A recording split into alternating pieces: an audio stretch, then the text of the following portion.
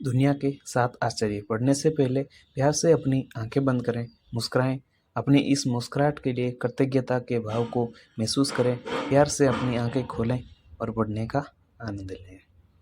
गांव के स्कूल में पढ़ने वाली छुटकी आज बहुत खुश थी। उसका दाखिला शहर की एक अच्छी स्कूल में क्लास 6 में हो गया था। आज स्कूल का पहला दिन था और वे समय से पहले ही तैयार होकर बस का इंतजार कर रही थी। बस आई और छुटकी बड़े उत्साह के साथ उसमें सवार हो गई। करीब 15 मिनट के बाद जब वे स्कूल पहुंची तो सारे बच्चे उतरकर अपनी अपनी क्लास में जाने लगे। छुटकी भी बच्चों से पूछते हुए अपनी क्लास में पहुंची। क्लास के बच्चे गांव से आई इस लड़की को देखकर उसका मजाक उड़ाने लगे। शांत हो जाओ, टीचर बोली। चुप हो जाइए आप सब। ये छुटकी हैं और आज से ये आपके साथ ही पढ़ेगी।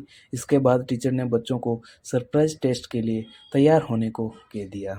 चलिए अपनी अपनी कॉपी निकालिए और जल्दी से दुनिया के 7 आश्चर्य लिख डालिए, टीचर ने निर्देश दिया। सभी बच्चे जल्दी जल्दी उत्तर लिखने लगे। छुटकी भी धीरे धीरे अपना उत्तर लिखने लगी। जब सबने अपनी अपनी कॉपी जमा करा दी तब टीचर ने छुटकी से पूछा, क्या हुआ बेटा, आपको जितना पता है उतना ही लिखिए। इन बच्चों को तो मैंने कुछ दिन पहले दुनिया के 7 आश्चर्य बताए थे। छुटकी बोली, जी मैं तो सोच रही थी कि इतनी सारी चीजें हैं, उनमें से कौन सी 7 चीजें लिखूं। छुटकी टीचर को अपनी कॉपी थमाते हुए बोली। टीचर ने सबकी काफियां जोर जोर से पढ़नी शुरू की। ज्यादातर बच्चों ने अपने उत्तर सही दिए। Taj Mahal, Chichen Itza, Christ the Redeemer की प्रतिमा, कोलोसियम, चीन की विशाल दीवार, माचू पिच्चू और पेत्रा। टीचर खुश थी कि बच्चों को उनको पढ़ाया याद था। बच्चे भी काफी उत्साहित थे और एक दूसरे को बधाई दे रहे थे। अंत में टीचर ने छुटकी की कॉपी उठाई और उसका उत्तर भी सबके सामने पढ़ना शुरू किया। दुनिया के 7 आश्चर्य हैं।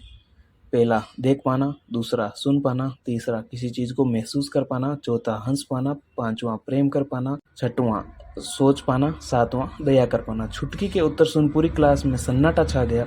टीचर भी अवाक खड़ी थी। गांव से आई एक बच्ची ने उन सभी को कुदरत के लिए उन अनमोल तोहफों का आभास करा दिया था जिनकी तरफ उन्होंने कभी ध्यान ही नहीं दिया था।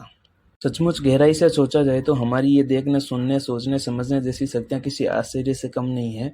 ऐसे में ये सोचकर दुखी होने के बजाय कि हमारे पास क्या नहीं है, हमें ईश्वर के दिए इन तोहफों के लिए कृतज्ञ होना चाहिए।